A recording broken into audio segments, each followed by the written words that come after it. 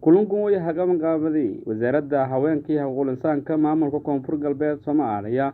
oo lunqowday haweenka iyo ururada bulshada rayidka ee ku nool magaalada Baydhabo intii socotay kulankan oo lunqo ka hadalay qaabka haweenka Soomaaliyeed oo qayb kala koran doorashada dalka iyo guud ahaan siyaasadda iyo aan ku hadalay qoondada boqolkiiba 30 ka leeyin siyaasadda Soomaaliya haweenka ka qaybgalayaasha kulanka ayaa intii barnaamijku soo socday iyo waliba meelasay la ka bandhigay gruubo oo dhamaantii oo iskaashi ka weeladaayeen sidii doorka haweenka siyaasadda ee Soomaaliya kala tago qoondada boqolkiiba 30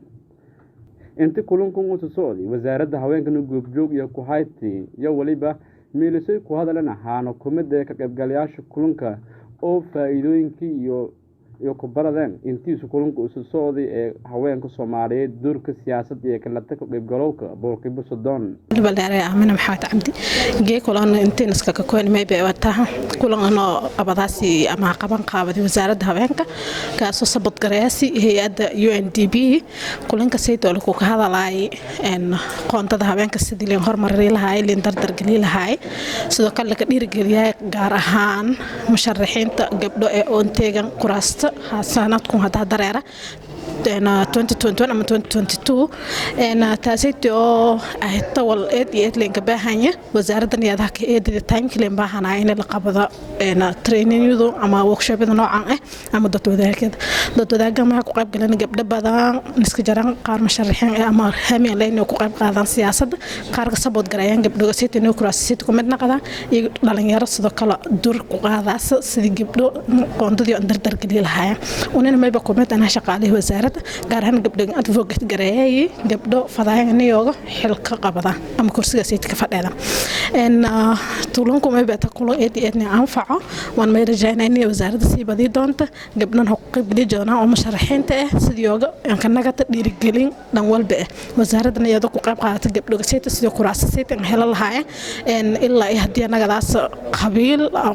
kalaan elderska ama traditional leaderska ama xitaa madaxweynaha iyada waxaan ku dhamaay lahaay si aan ku qayb qaadan kursiga sayidka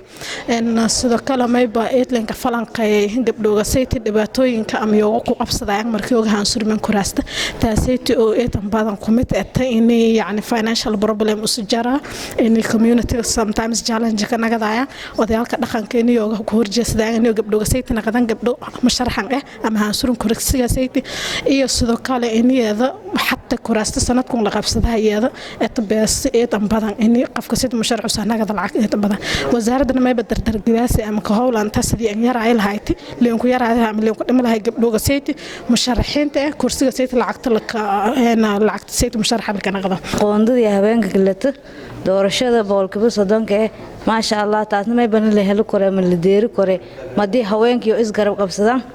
kulankan may baha abaabulay meel raay wasaaradda haweenka insha Allah may balena haween oo isgarab qabsaneen madii uu isgarab qabsano wal naqdo kor billahi tawfiiq salaam alaykum in arimaha bulshada ay ka qayb qaataan sida rag oo kale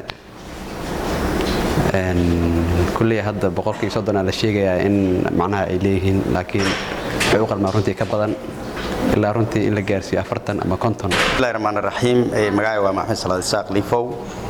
kasoo magaalada Baydhabo geeka waliba aan soo koonay ono bulshadii iyo dhalinyaradii iyo qaybashal duun iska jarna waliba marana soo koonay inuu ku doodno qoondada haweenka kulankaas waliba qaaban qaabiyay wasaaradda haweenka koonfur galbeed iyo qaaban qaabiyay marka saas dartii un og dhalinyaradii meesha bulshadii ku nool ay magaalada Baydhabo reer koonfur galbeed ahaan waliba ku doodahayna marna qoondada haweenka ma sha Allah waxyaabaha oo marna uu ku doodanina mayba ku mid ah sidii haweenka qoondada rasmiga ah helaayeen waxyaabaha kale oo marna meelahan ku baynmeeta waxyaabaha oo challenges-ka iyo haysada mise aqabado iyo haysta ku kulmayaan iyo sidoo aqabada ku baxa koraan intaas marneedii qodobadan ku koobanaayeen iyo in kale markaas aan ahaan qaadana wasaaradda haweenka iyo qulsaanka koonfur galbeed iyo wada dadaal lagu hormariyo ama sidlanka helay xaqooda iyo leeyahay haweenka Soomaaliyeed walina talaabadan iyo ku eetaa intii helay xaqooda ku filnaaytay boqolkiiba 30 qoondada Soomaaliya siyaasadda galowga dalka Masla Salam Mohamed Masla Raage warbaahinta koonfur galbeed Baydhabo